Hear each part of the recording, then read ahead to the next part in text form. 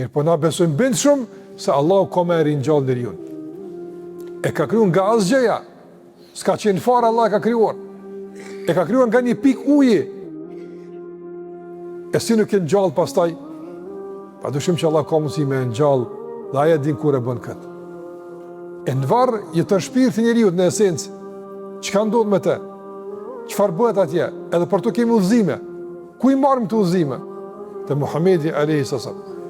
Nga që në kam mësuar dërguari alayhi salatu wasallam të ndërvezër është se njeri kur vdes dhe të vendoset në varrin e tij dhe largohen anëtarët e familjes prej tij, vijnë dy melek te koka e tij dhe e pyesin.